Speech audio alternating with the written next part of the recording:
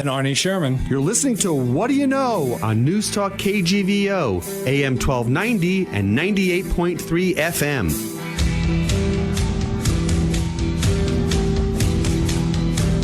Arnie Sherman, good Sunday morning to you.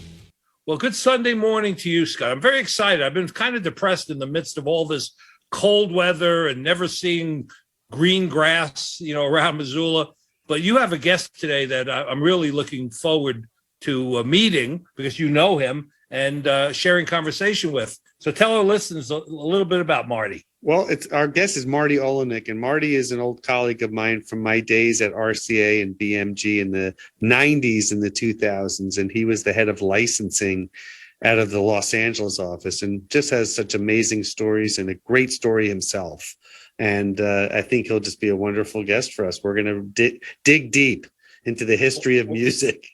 Well, if there's nobody better to do it with because he's been around for, decades of the industry.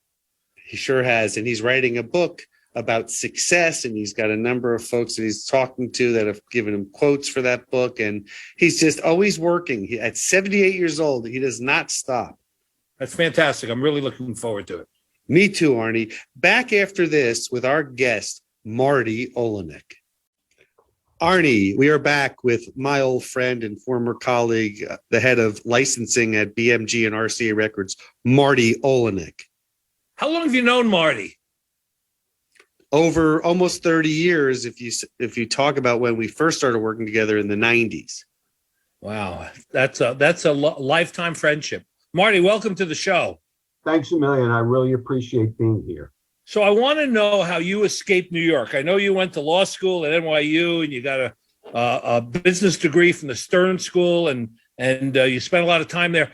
How did your path migrate from New York out to LA? I started as a New York City attorney with the initial civilian complaint review board in the country, I believe, with Benjamin Ward. I spent about 9 months with Ben Ward, and then I went to look for a job in the music industry. And I met a guy who was working for two gentlemen who wrote the book, This Business of Music, Krasilovsky and his partner. And the gentleman who I met, Peter Lane, said to me, "I'll bet you're looking for a job." And I said, "I'll bet you're right."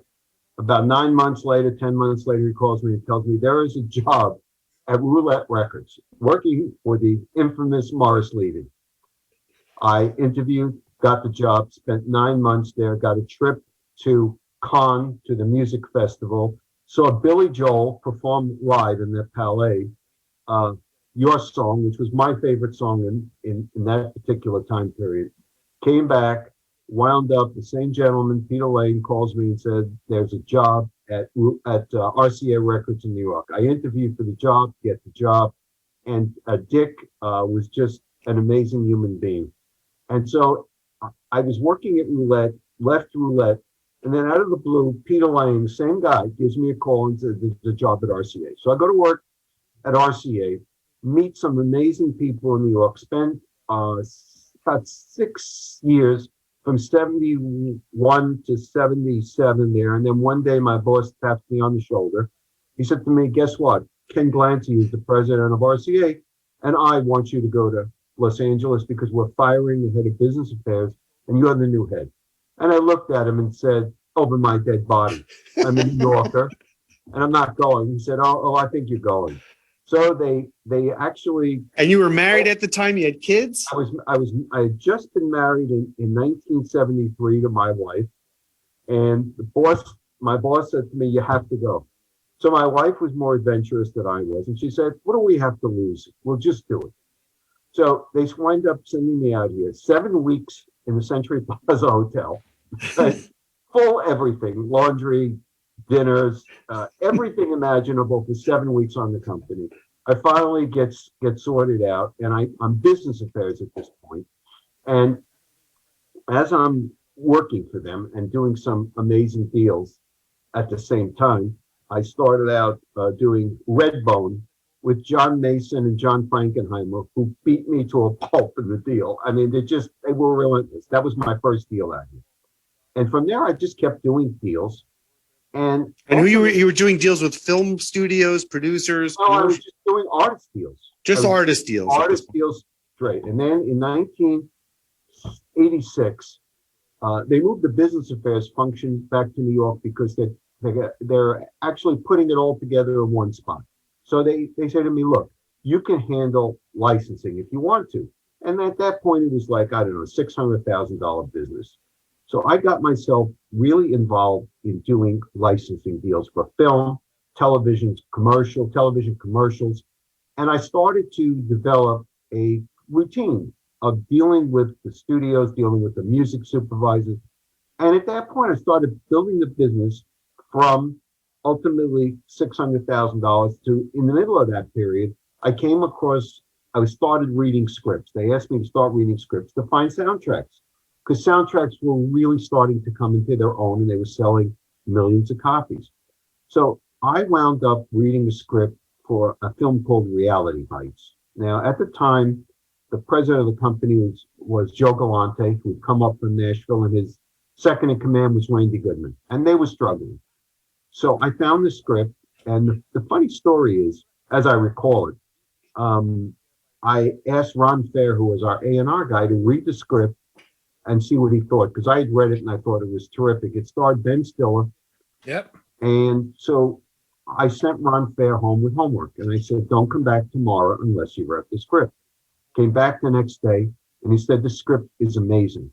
So he went to the studio and met with Danny DeVito, who was also involved with the project. I called Joe Galante, and I said, Joe, I have something. Universal, which owned the film, also had the rights to the soundtrack. And for a minute, Universal stepped back and said, then I'm probably not going to do the soundtrack. I jumped in and said I wanted the soundtrack. And in those days, it was a $400,000 investment, which was substantial. And Joe said to me, are we going to make a profit? And I said, Joe, wrong question. The question is, we both love it. Ron and I, we should do this. He said, I'll call you back in 10 minutes. Called me back. We did the soundtrack. We sold about 3 million units, and that became our prize. I remember that very well, Marty. I remember it. It was what, 91, right? Somewhere around that time. But what's remarkable about that is that Ron Fair, who Marty's referencing, he brought Christina Aguilera to the label. Well, what was very interesting, the artist actually came in through a friend of mine, a father and son, Norman Kurtz and his departed son, unfortunately, Steve. Steve died. Steve passed away. Steve's gone. Are you kidding? I remember dealing with him. Yes, he died. And so it came to Bob Jameson, called Ron and said, hey, I have this project. Would you be interested in working on it? And Ron said, yes. And that's how I understand, from my perspective, that Ron Fair got involved with Christina through Bob Jameson. But it's amazing how just a moment, Arnie, like I said, the being in the right place at the right moment is career changing, is life changing. Sure. Well, the question I have to ask you is, you go to a prestigious law school like NYU. Well, New York law. Right. Well, it's New York law. Okay, you went to New York law. Why? What compelled you to want to go in the music business? I mean, that's a very niche place for somebody. I mean, you don't study the music business in law school. I couldn't play an instrument. I wanted to be a singer. I wanted to be Vin Scully. None of those happened. My mom, may she rest in peace, my mother was a music fanatic. She was a dancer before she got married. She used to go to dances. She loved Latin music. Latin music was her life, and big bands and Billy Eckstein and all the rest. So my house every day was filled with Latin music. You're listening to Louis Prima and Keely Smith? And Dick Ricardo Sugar on the radio every single day. So my head was filled with all of that. And then in the 50s, rock and roll comes around, and I'm just in love with doo-wop and R&B music. And so I became a fanatic. I wrote, Scott will appreciate this as well. Before there was such a thing as a computer, there was a typewriter with correct tape. Right. What happened is I wrote 250 personalized letters to every company I could find any place to get a job in the record business. Nothing popped until Peter Lane saw me at his office and said, I have a job for you. So I was into, and even till this day, I have almost 100% recall of every song I have ever heard. If you put a song on, I know the lyric. I can't play an instrument, which is my frustration of my life. Okay. But I can remember every song and the lyric to it. And it's just, That's amazing. That's yeah, fantastic. and my father was someone, may he also rest in peace, who didn't care about music to one degree. It didn't matter to him. He was a businessman and he never cared. What was interesting is at that time, the 50s and 60s, and at that particular period, New York was such a melting pot of so many different musical styles. And you had the beach sound out in California in the 60s, but New York, you already mentioned, you had Jackie Wilson and you had Little Anthony and the Imperials, and you had the Times and all those groups. You had the Latin music, you had obviously the pop whole scene with Jay and the Americans, and all the stuff was all going on at the same time. It was a fantastic time to be introduced into the music business. Well, I just had this passion, and I can't explain it. It's just my mom gave me that introduction into music, and I just could not get it out of my soul. I left the job that was a pension job that would have gotten me.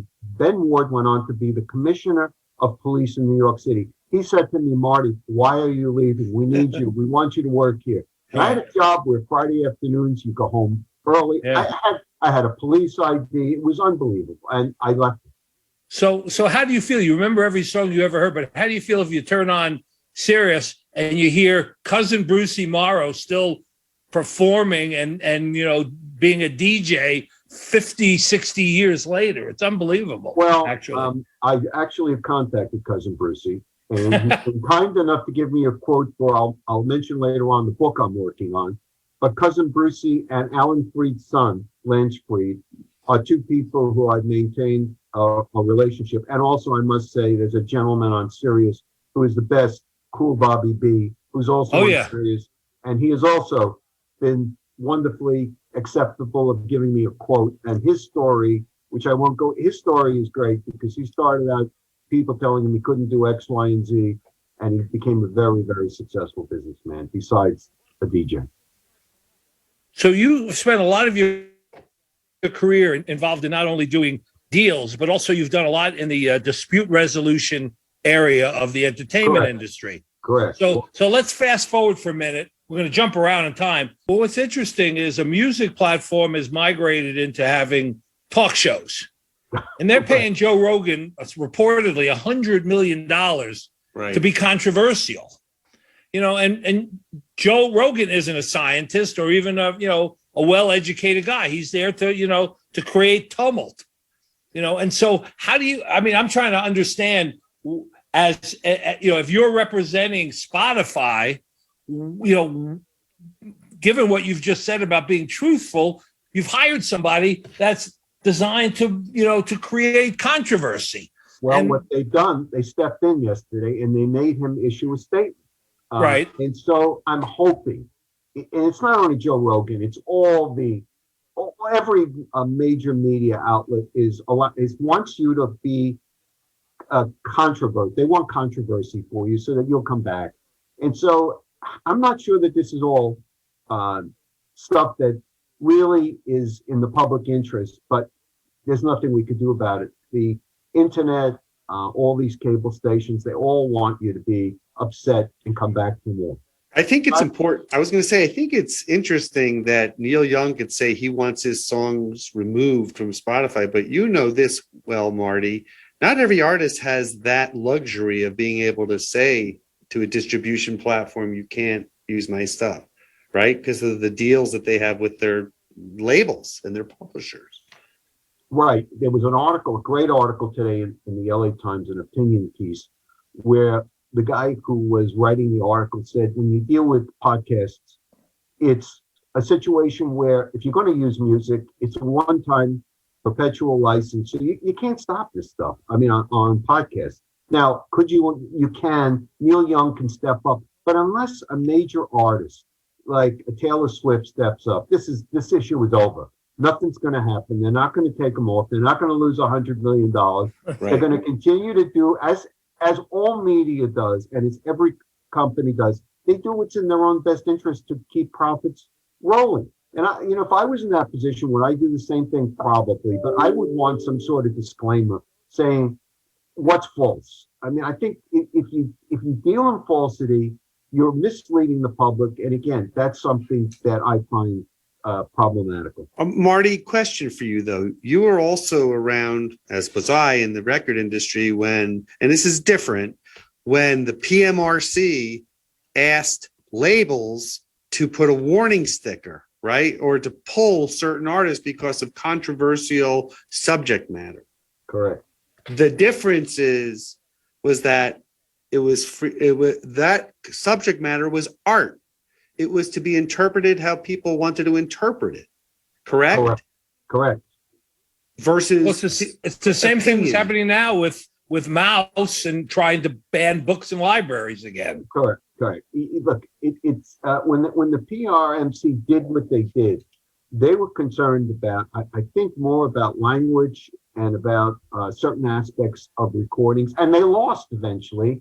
They lost. I mean, the people who wanted these labels, some of them put advisory labels on. They didn't stop it from coming out. It was fair speech, free speech. They could do what they wanted to, and they did put advisory labels on some of the records because there was an objection by, if I remember correctly, it was the vice president's wife who really had a strong reaction to Warner Brothers material, and they did. I think they mostly put an advisory label on it. Here, you can't put an advisory label on it. You can. They're doing it now. They're putting it on the front of the broadcast on the podcast.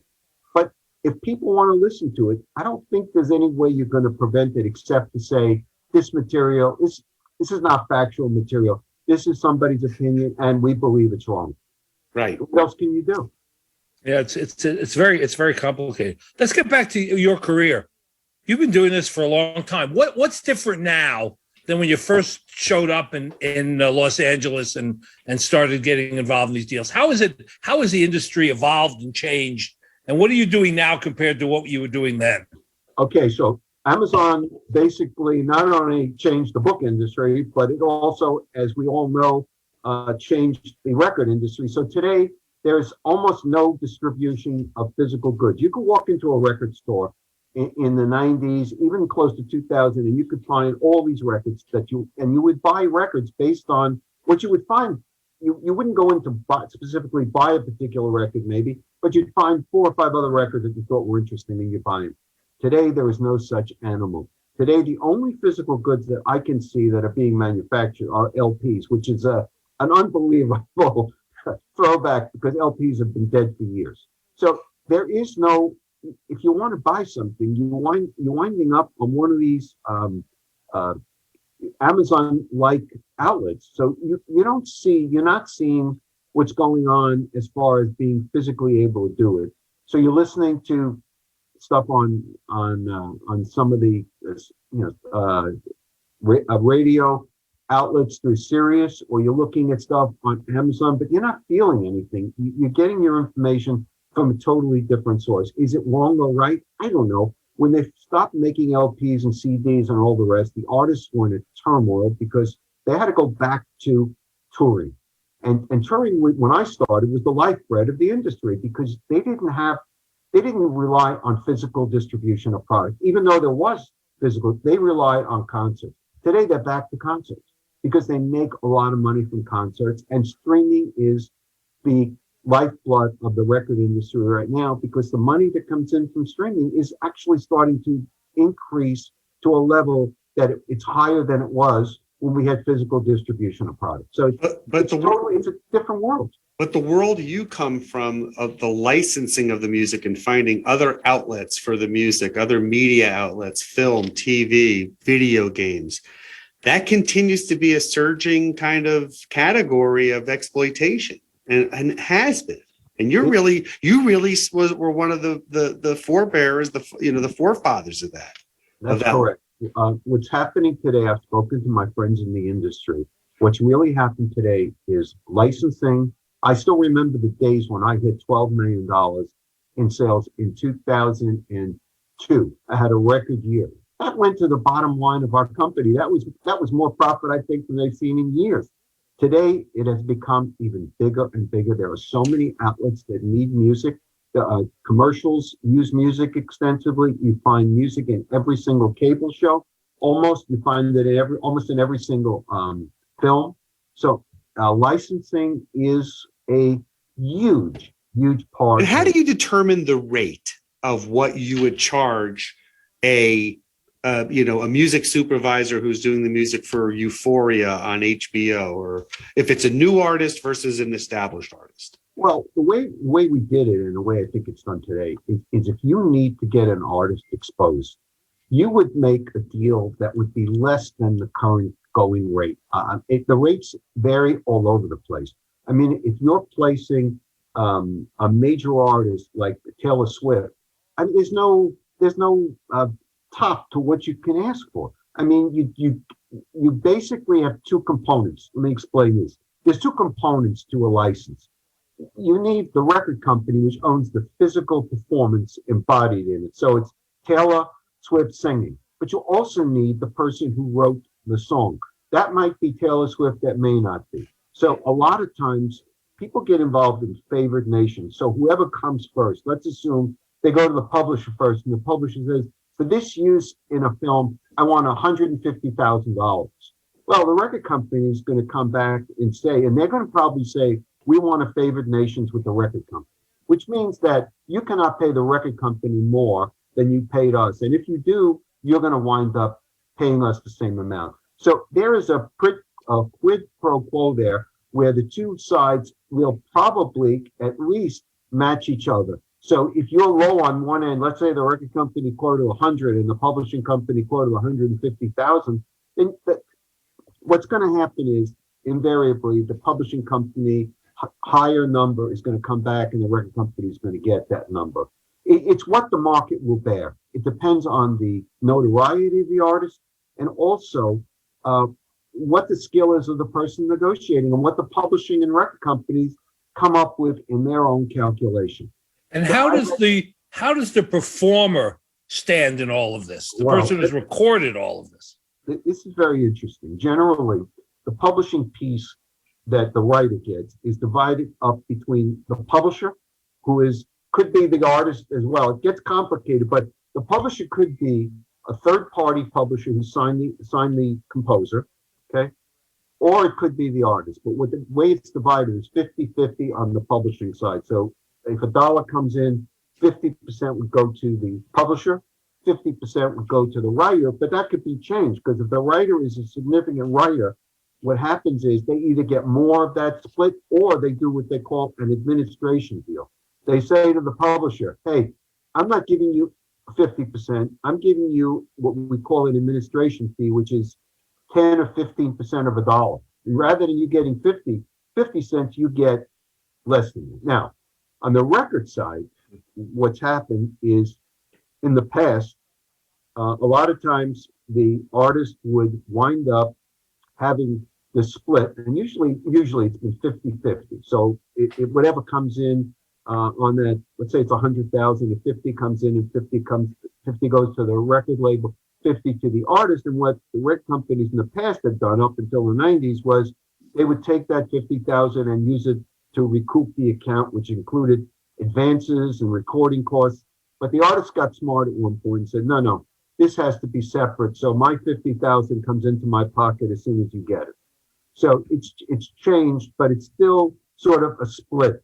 And when you get to the services like what comes out of the streaming services, that all comes in to the publisher's portion goes to the publishing company. The record company's portion goes into the record company, but it's split out by the record company to the artist and to the any other entities that might need it. And you used to do that for what artists? I mean, you did that for so many of our artists, right? I did it for Hall & Oates, Jefferson Airplane, Christina Aguilera, Bruce Hornsby, Elvis. Well, Elvis was my bread and butter, and that was my relationship of all time. I dealt with the estate of Elvis Presley. I think, Scott, you may have been there for the 100 million records in Nashville when they, in Memphis, when they had a a party for Elvis after he passed, obviously 100 million records. There was a party in Memphis that a lot of us attended. At the Pyramid? Where did they do? This one was at the estate. Oh, at the estate. Okay. Chapel, I believe. And so a lot of my money that came in was through Elvis Presley. We had a deal, which was a very strange deal. A guy named Mel Overman bought out Elvis's royalties from 70, I believe it was 72 backwards, which was all the 50s hits. So RCA had a controlling interest in all of that stuff. Eventually, Elvis got back into getting some of the money, Elvis's estate, but RCA owned all that, owned everything from 72 backwards, all those master recordings. And so I would license that stuff. Also had a relationship with the estate, which had an interest in all the publishing, that any song that Elvis recorded, they were put on as publishers, as the writers of those songs. Amazing. And Marty, it's interesting to note that, like, when you dealt with the estate, did you oftentimes had to deal with the artists and the manager when you had a licensing deal? You had something you wanted to work with them on, right? Yes. Why was that? Like, why didn't you just have the ability to carte blanche, do what you wanted to do to exploit the rights? Certain artists, like for instance, Lou Reed, had a statement in his contract that any use of the master recordings other than on records had to get approval from Lou. So we would go back to Lou Reed. But as a courtesy, we also went back to a lot of other artists. For instance, we had Perry Como, who was a major artist at the time. We would go back to Perry Como and get his approval, because we didn't want to be in a situation where we placed music in an inappropriate venue that was something that the artist did not want. For instance, I'll give you a couple. I was asked to go to a screening for a movie that contained an extremely bloody scene of a man having his ear cut off. And they were using a Harry Nilsson recording. And I sort of was wishy-washy about this. It was sort of very upsetting scene. Reservoir Dogs. Exactly. So I picked up the phone. Exactly. Reservoir Dogs. I picked up the phone. I called Harry. And I say, look, Harry, I don't know whether you want to be a part of this thing. He said, Marty, look, can you arrange for me to do a screening? I said, absolutely, because they really wanted the song. And so Harry went, he saw it, and he said to me, Marty, just go do it. I really want to do it. And of course, it wound up being a historic situation. And there was another one where that was Steelers Wheel, Stuck in the Middle with again. No, it was wasn't it Without You by Harry. Yeah, that one, exactly. Yeah. So then there was a rapper when rap first started. And I got a call to use Henry Mancini track, or piece of a track, as a sample in a song that had a lot of stuff in there that was not Henry Mancini oriented. So I picked up the phone, I called his office, and I said to his assistant, who I knew, I said, look, I'm not sure Henry would want me to do this, and I will not do it unless Henry feels it's appropriate. So Henry calls me from South Africa. I explained the situation to him. He said to me, Marty, I want to be contemporary. I don't ever want to be in a situation where I'm not contemporary. He said, put the song in. Now, you got to remember, this is a guy who did Peter Gunn and all sorts of other brilliant movies, did the scores for everything, Days of Wine and Roses. I mean, there was a man who was so forward-looking, he felt that it was extremely important for him to be contemporary. Harry Nilsson was the same way. Harry was a friend of mine. And he was the same way. He would go for almost anything as long as it made sense. Did they acknowledge this? Did they thank you after putting them in a great venue like that? Oh yeah. I mean, I was friendly with Henry, so he was very happy about it. Yeah, they were good. The only person I argued with a number of times was Lou Reed, who could be both friendly and caustic. But I would always tell him, Lou, I'm the messenger. Please do not attack me. I'm just asking you a question. And 90% of the time he was pretty. But he had to thank you for helping license Walk on the Wild Side to A Tribe Called Quest for Can I Kick It? I mean, that's historic.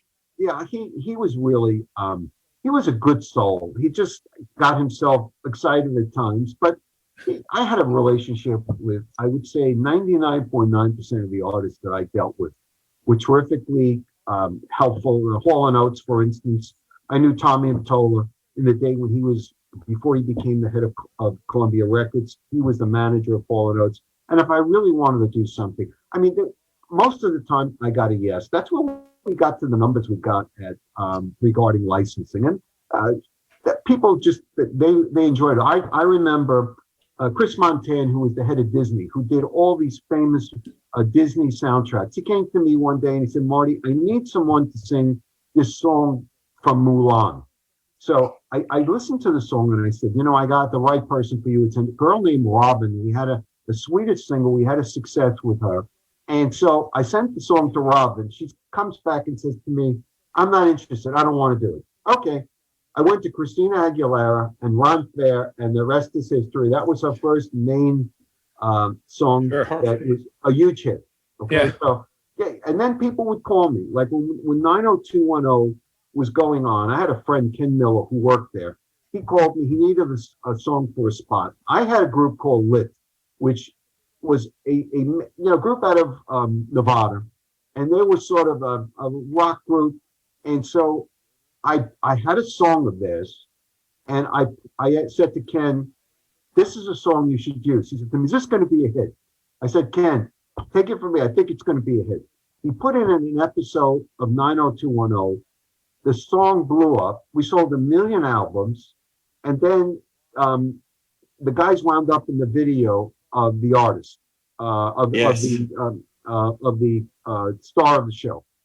So this thing, they wound up being very helpful to one another. We developed relationships with people that came to trust us for music. And you know, we also were very flexible. If someone wound up, we made a deal, and then they used a little bit too much of the song, or they used, instead of 20 seconds, they used 40 seconds, and they needed that particular track at that price. We were extremely flexible. We said, go do it. And the person would say, half the time, we'll make it up to you in the future. And they did. They were really cool about it. So, Marty, you got 1 million stories. You know 1 million people. I'm sure you've been told 1 million times, you need to write a book about all this. And you are. So tell us about the book. I am, in a way. What I did was, and I'm doing special education mediation now, because I have an advanced degree in alternative dispute resolution. So I decided about 8 months ago to go to people and ask them 3 questions. Successful people, what in your upbringing and youth led you to success? What does success mean to you? And then the third question is a philosophical question. How does success fit into the meaning and purpose of your life? Well, I figured this was going to be a short-term project. My first letter went to Bob Costas, and out of sheer joy, he winds up giving me a quote. From there, I went to the most prized executive in the music industry, Clive Davis, who gave me an absolutely spectacular quote. I went on to a childhood idol, Johnny Mathis. From there, I went on to Jerry Greenberg, who headed Atlantic Records, to Alan Arkin, to Billy Crystal. These are 2 people who owed me from days that I did licensing deals for them. Again, a third person who owed me from the old days, and I never thought would ever do it, Lucy Arnaz, of all people. And it just snowballed from there through baseball people, through the head of the Baseball Hall of Fame, Joshua Ulrich, to people who were, I think, people we idolized. Carl Erskine, who pitched for the Brooklyn Dodgers, Jerry Royce, who pitched the no-hitter for the LA Dodgers, Fred Clare, the head of, was general manager of the LA Dodgers, and I'm working on getting Peter O'Malley, who owned the Dodgers, and there are a myriad number of people who are now, Bruce Hornsby, who recorded very successfully for RCA. All sorts of people are People involved, from your career. Yeah, including politicians, including people who are Erwin Chemerinsky, who's the dean of Berkeley School of Law, Lawrence Tribe, who's on MSNBC and CNN, Chuck Hagel, who used to be the defense secretary. I mean, people of that ilk are all contributing to this book. Do you ever look back and say, boy, I wish I didn't move out to LA to do what I did? Because I always have the thoughts of what could have, should have, would have. But when I look at everything that's involved, I have a very successful son now who is in the music business, and I think a lot of it has to do with his father.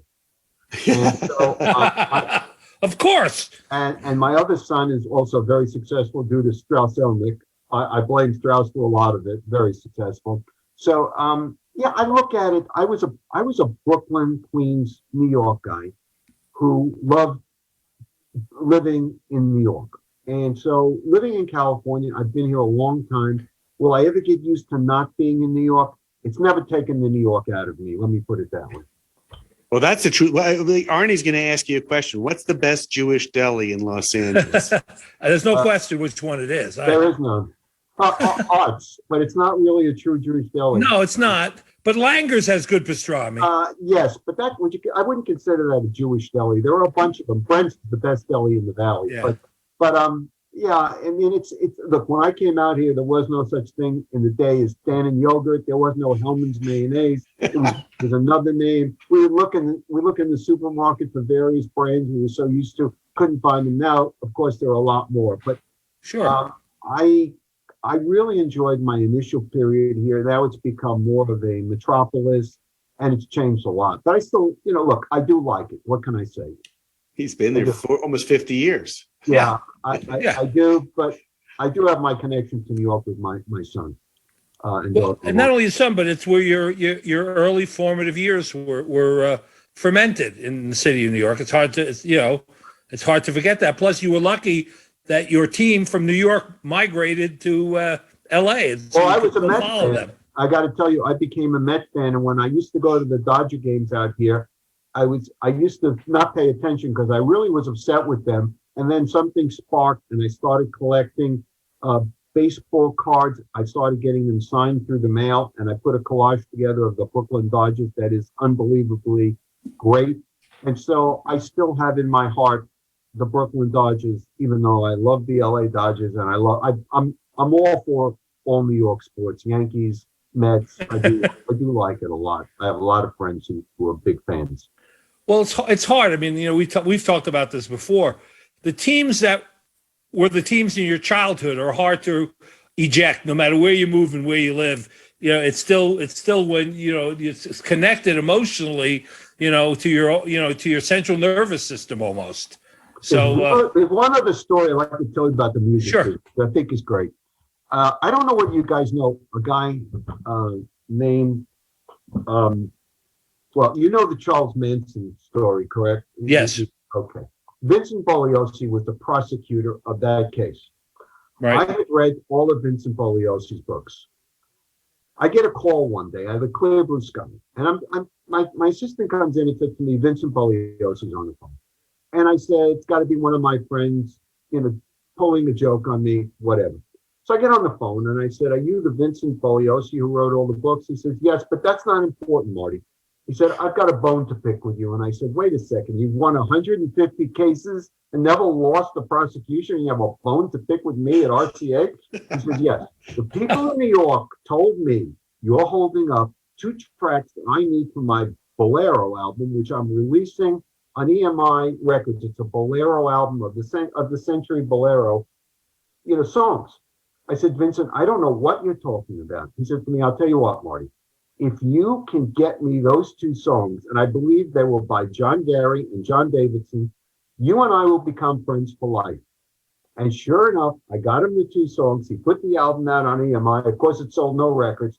But Vincent and I, up until the time of his passing, became great friends and spent hours on the phone. And I was so proud of the fact that the guy who was one of the most famous prosecutors in this world was a friend of mine, and he was a real human being. He was terrific, absolutely wonderful. And it was Latin music that brought us together. My mom would have gone crazy if she knew Plots.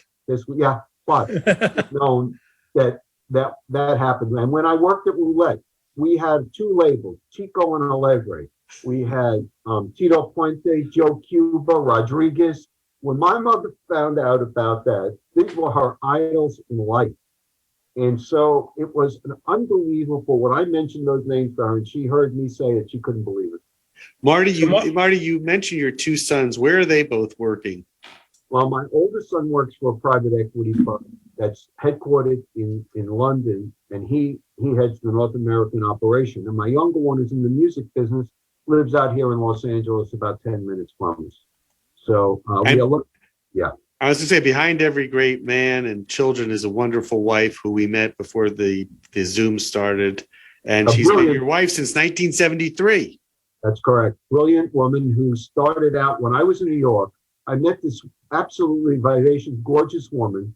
And what happened was she was, at the time, a computer programmer for home insurance. Now, this was in 1972, I met her. And this is a woman who had a math background and was working on IBM 360s, which took up an entire floor and had a certain temperature. I met this woman who was doing this, and at night was going to school at Adelphi University to get an MBA.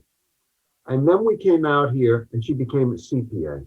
So you can determine where my children's brains come from. It's from their wonderful mother who knows finance and accounting, and I think that's where they both picked it up. So I have to ask you this: are you going to answer the 3 questions in your book? Yeah, probably. That's a very good question. People have asked me, what am I going to do when I get this thing put together? Am I going to respond? And I probably will. You know, I've got to say that my mother really got me on a path towards a lifelong love of something that I just can't get out of my blood. When I hear a great song, it just I'm a person who loves doo-wop and love songs and a lot of different things. But she's the lifeblood of my existence at this point. I'm so happy I have it. So it's part of your blood. So do you have a favorite artist? Do you have a favorite song? Johnny Mathis. Johnny Mathis. Everything that Johnny Mathis ever did is something that I will never forget. I met him twice, and one time I told him, Johnny, do you remember, I think it was 1962, 63, do you remember Forest Hills? And he said to me, Marty, you're going to tell me that I fell into the orchestra pit. And I said, Johnny, I was at that concert. You missed the front of the stage, and you wound up in the orchestra pit. And then I just saw him before the pandemic in Pasadena on a Thursday night, the Pasadena Civic. An entire auditorium sold out. Man is 84 years old and sang 40 songs and was absolutely beyond imagination. You might not remember this, Scott, but I think it was 1959 or 1960 when his first album came out, and his first album was called Johnny Mathis' Greatest Hits. And the other interesting thing about Johnny Mathis is he was college roommates at the University of San Francisco with Bill Russell.